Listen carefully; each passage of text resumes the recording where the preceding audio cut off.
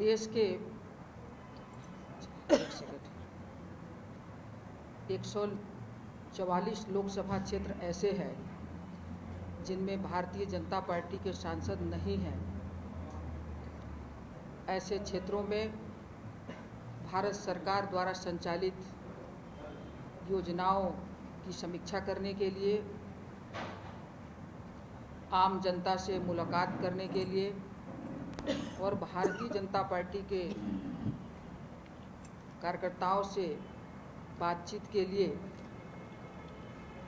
माननीय प्रधानमंत्री जी ने और भारतीय जनता पार्टी के राष्ट्रीय अध्यक्ष श्री जगत प्रकाश नड्डा जी ने पहली बार लोकसभा प्रवास योजना बनाई है। इसी तारतम्य में सिरूर लोकसभा क्षेत्र की जिम्मेदारी मुझे दी है। मैं पिछले 3 दिनों से सिरूर लोकसभा प्रवास पर हूँ और प्रवास के उपरांत आज मैं आप सबके सामने 3 दिनों की जानकारी देने के लिए उपस्थित हूँ। आज हमारे साथ लोकसभा प्रवास योजना की प्रभारी और विधायक बहन माधुरी ताई जी हैं। प्रदेश के उपाध्यक्ष और क्लस्टर के प्रमुख सुनील राव जी हैं। भारतीय जनता पार्टी के जिला के अध्यक्ष गणेश जी भेंगड़े हैं। लोकसभा के संयोजक धर्मेंद्र जी खांडेकर हैं जो हमारे संगठन के महामंत्री हैं। पूर्व विधायक योगेश टिलेकर जी, अतुल भाऊ देशमुख जी और इलेक्ट्रॉनिक मीडिया, प्रिंट मीडिया के मित्रों। सिरूर लोकसभा क्षेत्र में 6 विधानसभा क्षेत्र आते हैं, जिसमें एक भोसरी विधानसभा क्षेत्र में भारतीय जनता पार्टी के विधायक हैं और 5 विधानसभाओं में एनसीपी के विधायक हैं। मैं इस दौरे के दौरान भारतीय जनता पार्टी संगठन के जो पदाधिकारी हैं, मोर्चा प्रकोष्ठ के अध्यक्ष और संयोजक, सोशल मीडिया आईटी सेल में काम करने वाले कार्यकर्ताओं से और यहाँ तक कि बूथ स्तर पर जाकर बूथ कमेटी से मिलकर भारतीय जनता पार्टी को अंतिम छोर तक मजबूत बनाने के लिए रणनीति के आधार पर काम करने के लिए आह्वान किया है। इसके साथ ही 12 ज्योतिर्लिंगों में एक भीमा शंकर भगवान के दर्शन पूजन, छत्रपति शिवाजी महाराज जी का जन्म स्थली, छत्रपति संभाजी महाराज का समाधि स्थल, संत गुरु ज्ञानेश्वर महाराज जी का समाधि स्थल और 211 फीट ऊंचा निर्माण हो रहे मंदिर, इंद्रायणी नदी का तट, इसके साथ ही आदिवासी क्षेत्रों में भी जनजाति समाज के साथ मिलने जुलने का कार्यक्रम हुआ। हिरड़ा फैक्ट्री देखने गई, उद्योगपतियों से हमारी मुलाकात हुई। कल मैंने बहुत सारे वकीलों के साथ, डॉक्टरों के साथ, उद्योगपति और सीए ऐसे जो प्रभावशाली मतदाता हैं, जो 15-16 साल के किशोर बच्चे जिन्हें हम नव मतदाता कहते हैं, इनके साथ भी मेरी मुलाकात हुई और इस क्षेत्र के बारे में सभी राजनीतिक, सामाजिक, आर्थिक सभी गतिविधियों की जानकारी इन 3 दिनों में थोड़ी बहुत मुझे ज़रूर हुई।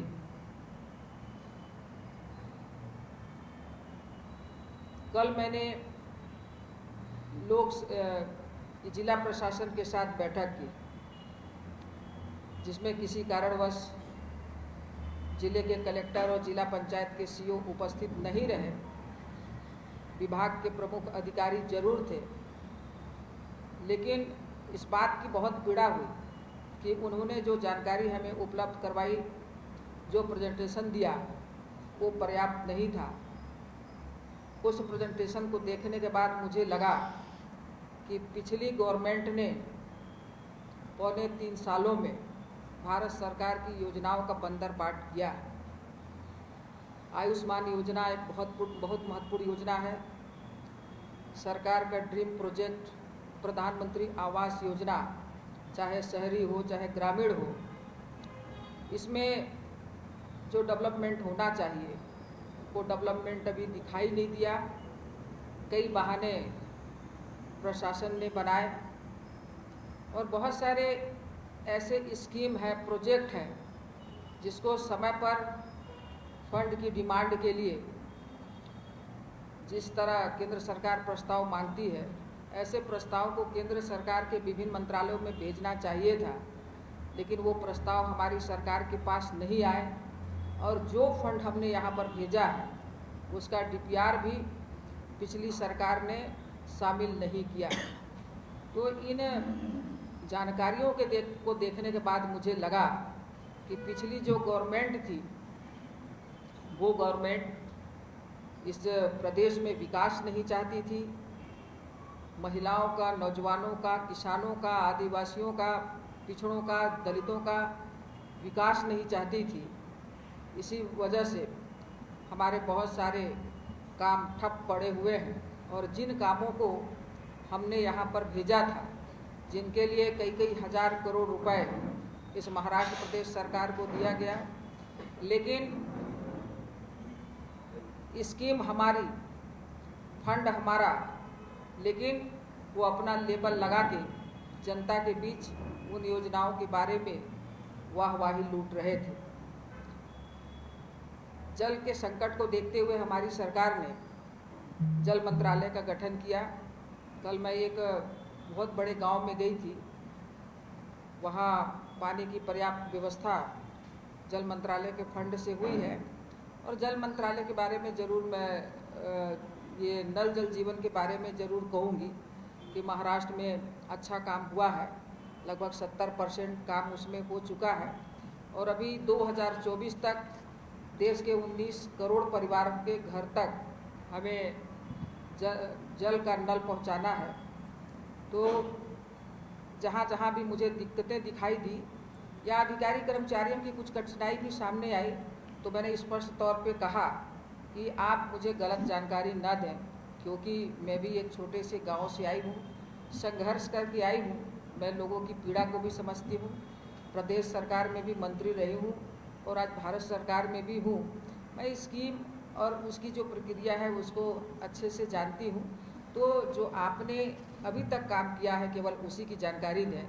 जो काम आप नहीं कर पाए हैं और जो परेशानी हो रही हो, चाहे राज्य सरकार की तरफ से या भारत सरकार की तरफ से, तो उसकी जानकारी मुझे ज़रूर दें। तो ये 3 दिनों में मैं इतना ही काम यहाँ पर कर पाई। पत्रकारों ने मुझे पूछा हिरडा फैक्ट्री के संबंध में पहले दिन, तो मुझे उसके संबंध में जानकारी नहीं थी। तो मैंने माधुरी ताई जी से कहा कि मुझे हिरडा फैक्ट्री क्षेत्र में जाना है। वहाँ जो डायरेक्टर थे उन्होंने बताया कि 65 गांव यहाँ है जहाँ आदिवासी बड़ी संख्या में रहते हैं और उनके जीवन यापन के लिए ये हिरडा फैक्ट्री काफ़ी सार्थक साबित होता, लेकिन ये बंद है।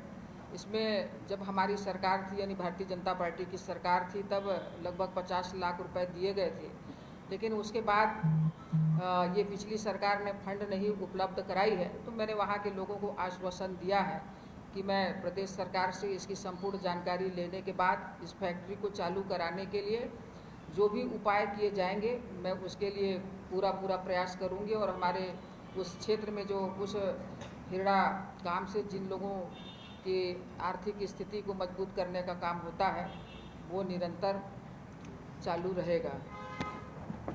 इंद्रायणी नदी के संबंध में लोगों ने बताया कि जिस प्रकार से नमामि गंगे प्रोजेक्ट केंद्र सरकार ने बनाई है, ऐसे इंद्रायणी गंगा की साफ सफाई के लिए भी प्रोजेक्ट बनाने की आवश्यकता है।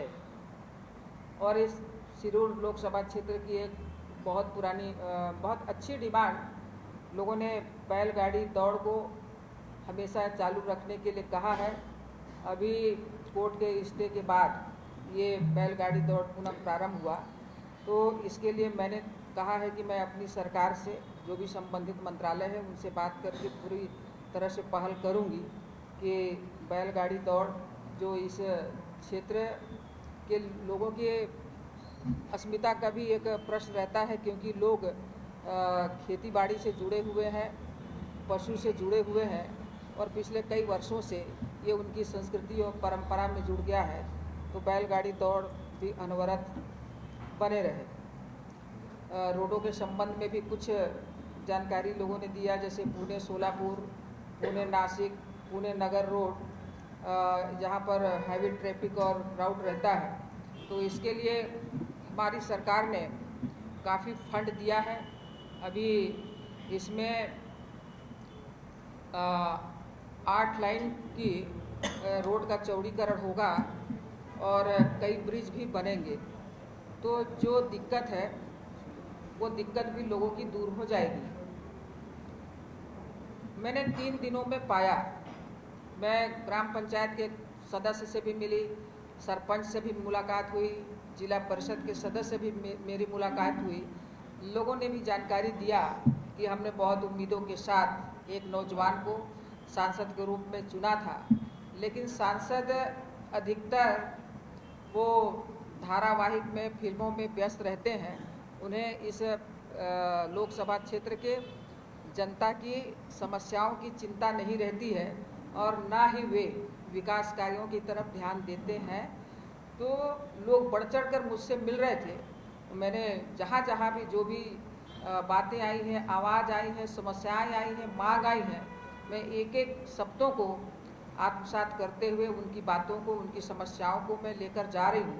और माननीय प्रधानमंत्री जी ने मुझे इस बात के लिए भी भेजा है कि वहाँ जहाँ कहीं भी हमारी सरकार से यदि उस क्षेत्र की जनता की अपेक्षा है कि ये काम होने चाहिए, तो उन कामों की सूची भी मैं लेकर जा रही हूँ। और मैंने क्षेत्र के लोगों को आश्वस्त किया है कि उनके प्रपोजल में राज्य सरकार से मंगवा कर भविष्य में यहाँ पर वो सब विकास के काम हो, ऐसा हम आने वाले समय में करेंगे। ये मैंने 3 दिनों में किया है। और बाकी आपको यदि कुछ मुझसे पूछना होगा या कुछ सुझाव भी देना होगा मेरी सरकार को, मेरे संगठन को, मेरे विधायकों को, तो वो भी आप दे सकते हैं। शिरूर लोकसभा में कितने बूथ है, वहाँ पे कितने बूथ पे अपने कार्यकर्ता चुने हुए हैं, तो कुछ संगठनात्मक जानकारी दे सकते हैं?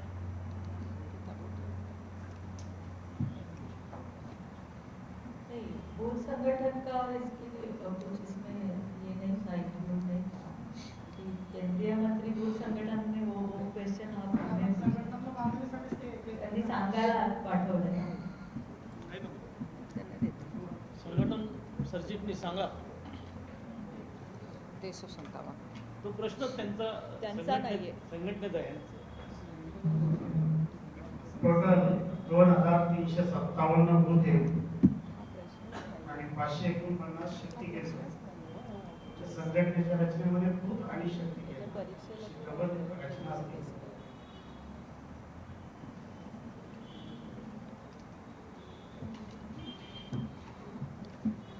सभी बूथों पर स्थानीय समिति के अध्यक्ष, महामंत्री, उपाध्यक्ष और 22 लोगों की कमेटी होती है। ये सभी कमेटी का गठन हो गया है और ये पूरे चुनाव तक ये संगठन हमारा बहुत सक्रिय रहेगा। और सिर्फ चुनाव तक ही नहीं, हमारा मूल मंत्र है चरैवेति चरैवेति। भारतीय जनता पार्टी का काम कार्यक्रम लगातार किसी शासकीय दफ्तर की तरह चलता रहता है। तो हमारे बूथ स्तर के कार्यकर्ता, क्योंकि हमारी ये सोच है कि बूथ जीतो चुनाव जीतो, तो आने वाले समय में भारतीय जनता पार्टी की जीत सुनिश्चित करने के लिए आखिरी बूथ स्तर तक हमारे संगठन ने काम करना प्रारंभ कर दिया है। आपने कहा कि अमोल बोले लोकसभा सांसद है जो वो दिखते नहीं है, जनता नहीं जाते हैं। उन्होंने भी आपके ऊपर आरोप किया है कि रेणुका जी भी दिखती नहीं है, सुगंध के लोगों ने बोर्ड लगाए थे लोग आपके क्षेत्र में, तो इसके बारे में आपका क्या कहना है? लॉकडाउन के समय कुछ मेरे मित्रों ने राजनीतिक क्षेत्र में, जिन्हें हम मित्र कहते हैं, आप उन्हें समझ सकते हैं कि मित्र किसे कहा जाता है। तो लॉकडाउन में कोई भी विधायक और कोई भी सांसद, कोई भी मंत्री, क्योंकि उस समय एक प्रोटोकॉल बना था, जब जनप्रतिनिधि लॉकडाउन पे यदि फील्ड पे जाते तो हमें देखकर पूरी जनता भी बाहर निकल पड़ती और कोरोना फैलने का डर था। इसलिए लॉकडाउन के समय क्षेत्रों में हम लोग स्वतंत्र रूप से नहीं घूम पाए, क्योंकि जो लॉकडाउन का कोरोना का प्रोटोकॉल था वो भारत सरकार ने तय किया था, और मैं मंत्री होने के नाते में आम व्यक्तियों की तरह क्षेत्र में दौरा नहीं कर पाई। तो मेरे कुछ विरोधी लोगों ने एक इसी प्रकार कि रेणुका सिंह को खोजो, एक ऐसा छोटा ग्राफिक्स बनाकर सोशल मीडिया पे डाला था। इन 3 दिनों में जो यहाँ के पूर्व विधायक है और शिंदे व्यक्ति भी है, शिवेंद्र अडवाणी पाटिल, उनसे कुछ मुलाकात की, उनसे कुछ बात की? मेरी किसी जनप्रतिनिधि से मुलाकात नहीं हुई। कल जिला प्रशासन के साथ जब बैठे थे तो एक एनसीपी के अशोक पवार विधायक जी बैठे थे, वो शांत ही थे। मैंने 3 बार उनसे कहा कि आपको भी इस बैठक में प्रशासन से यदि कोई जानकारी लेना है या कुछ अपने क्षेत्र के विषय में किसी स्कीम के बारे में जानकारी लेना हो या तो फिर निर्देश देना हो तो वो भी आप कह सकते हैं। मैंने उन्हें पूरा अवसर दिया, लेकिन उन्होंने एक शब्द भी अपनी जुबान से नहीं निकाली।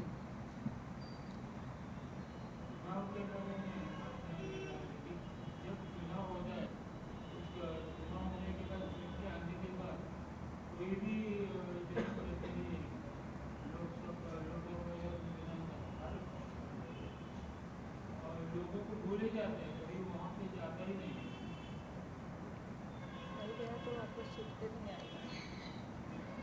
क्षेत्र की जनता जब हमें विधायक के रूप में, सांसद के रूप में चुनती है, चुनने के बाद वो हमसे डिमांड करते हैं कि हम जिस गांव में रहते हैं, शहर में रहते हैं, वहाँ पर सारी रोडें बन जानी चाहिए, आखिरी घर तक बिजली लग जानी चाहिए, उद्योग लग जाना चाहिए, school, college, medical college, university, ये सब होना चाहिए।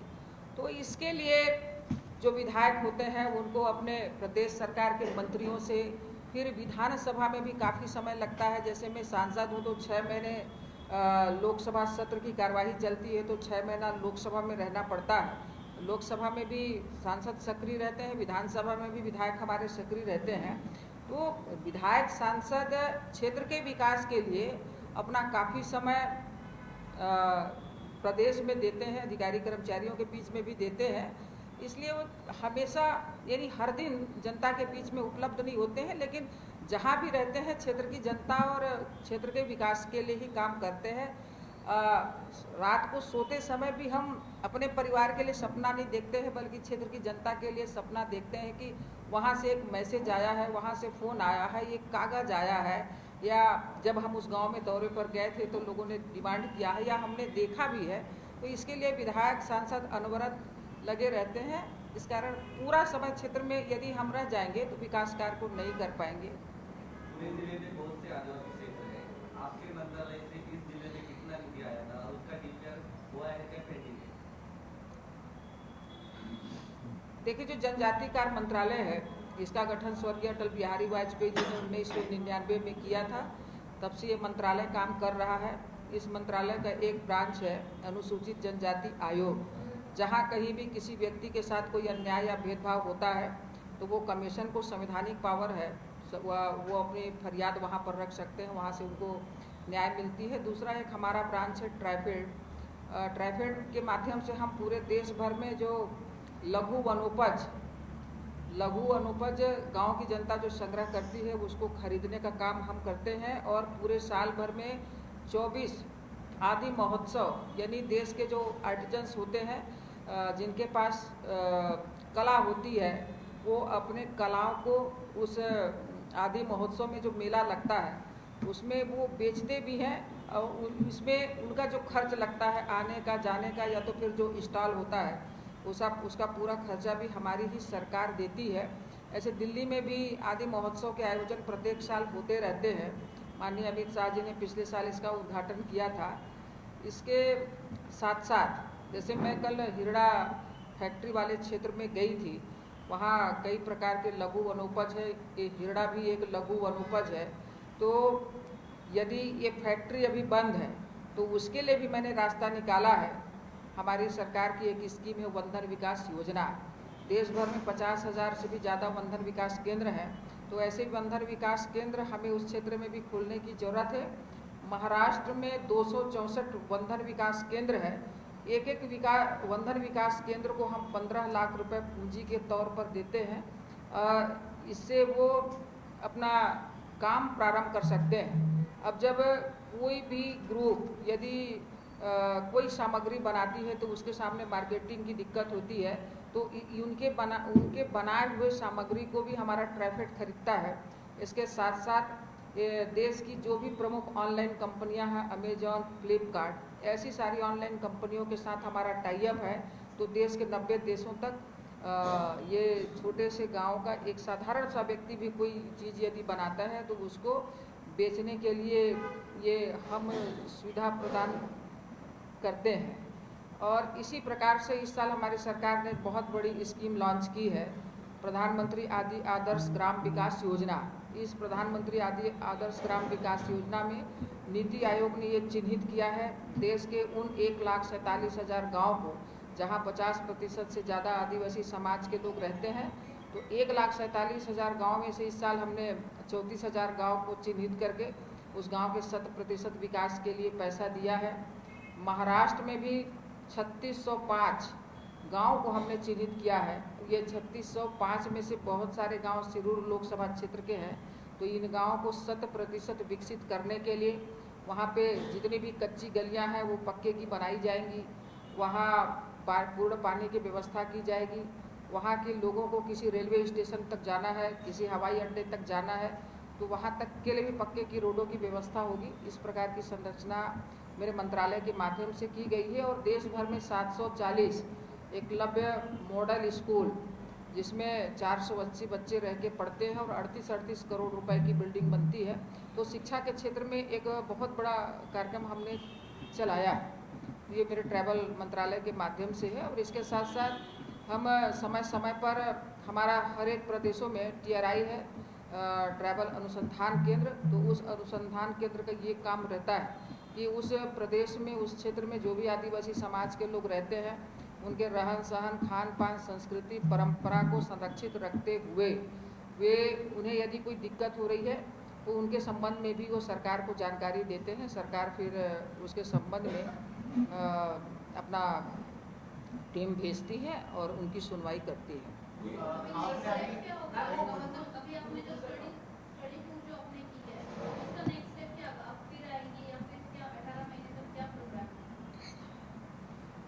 अभी ये पहला लोकसभा प्रवास है। अब ये मुझे राष्ट्रीय अध्यक्ष जी ने, माननीय प्रधानमंत्री जी ने भेजा है।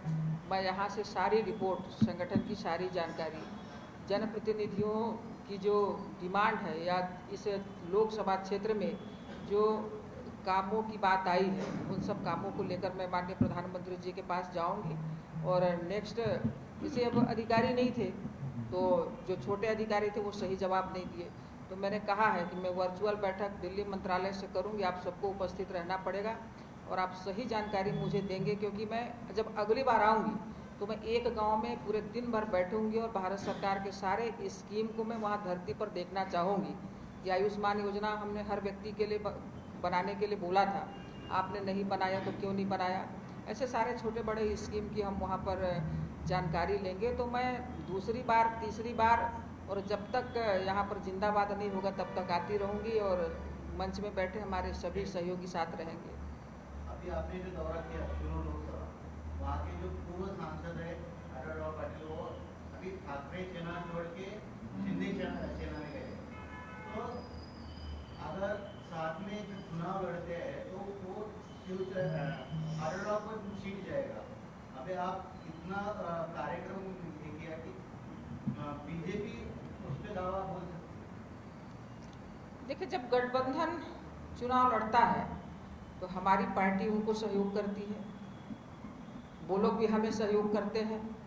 मेरा काम है, हमारी टीम का काम है, हमारे संगठन का काम है भारतीय जनता पार्टी को मजबूत करना और बूथ स्तर तक मजबूत करना। मैं उस काम को करने के लिए आई हूँ और भविष्य में क्या होगा ये मैं जानकारी आपको नहीं दे सकती हूँ। मुझे जो काम दिया गया है मैं 3 दिन तक उस काम को अपनी टीम के साथ बहुत ईमानदारी के साथ मैं की, और जो चीज़ जानने आई थी मैं और जो रणनीति हम बनाने आए थे उसमें हम सफल हुए हैं।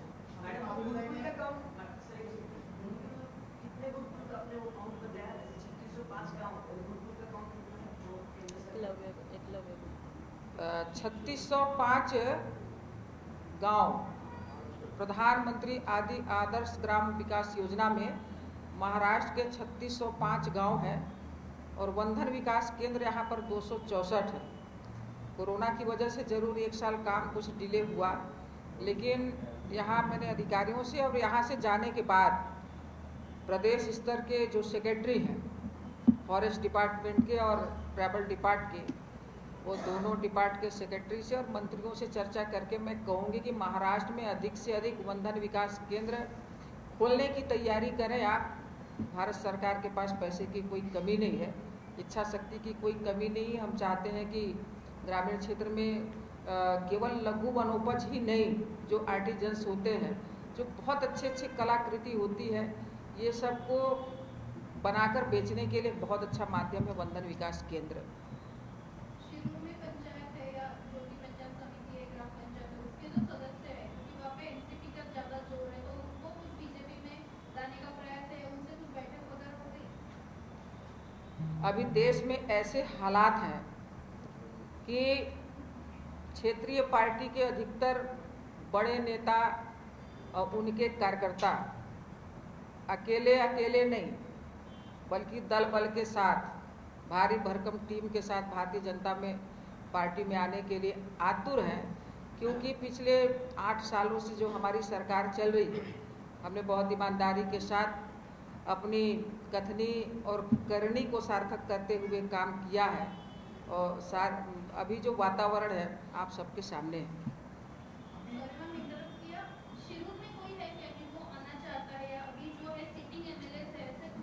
बहुत सारे बड़े नेता आना चाहते हैं, छोटे कार्यकर्ता हमारे साथ शामिल होना चाहते हैं, कई जनप्रतिनिधि हैं, लेकिन उसके लिए अभी उचित समय नहीं है। पहले मैं अपनी पार्टी को मजबूत हम लोग कर लेते हैं, उसके बाद ये यहाँ के प्रदेश अध्यक्ष जी के साथ और प्रदेश स्तर के जो संगठन के हमारे जो पदाधिकारी हैं उनसे चर्चा करने के बाद हम उन लोगों की भारतीय जनता पार्टी ज्वाइनिंग कराएंगे। अभी माधुरी ने भी बताया कि हमें शिरूर मतदार में बहुत डायमंड्स मिल चुके हैं पार्टी के लिए, तो इन डायमंड में से ही एक उम्मीदवार होगा या हम बाहर से इनपुट करने वाले उम्मीदवार लोकसभा के लिए आढळराव पाटील हो सकते हैं या बाहर कौन सा आ सकता है, ऐसा कुछ विचार किया है? देखिए, इसके बारे में मैं अधिकृत नहीं हूँ, इसका जवाब देने के लिए, इस पर कोई बात करने के लिए, कोई टिप्पणी करने के लिए मैं अधिकृत नहीं हूँ। अभी हमारा काम है केवल भारतीय जनता पार्टी को मजबूत करना, भारत सरकार द्वारा जो संचालित योजनाएं हैं उनकी समीक्षा करना और हर व्यक्ति को उस योजना का लाभ पहुंचाने के लिए अधिकारी और हमारे कार्यकर्ताओं के साथ मदद करना। बाकी जो आपके मन में सवाल है, आप सबके मन में भी बहुत सवाल है, उसके लिए ना ये उचित समय है और ना ही हम मंच पे बैठे लोग अधिकृत हैं।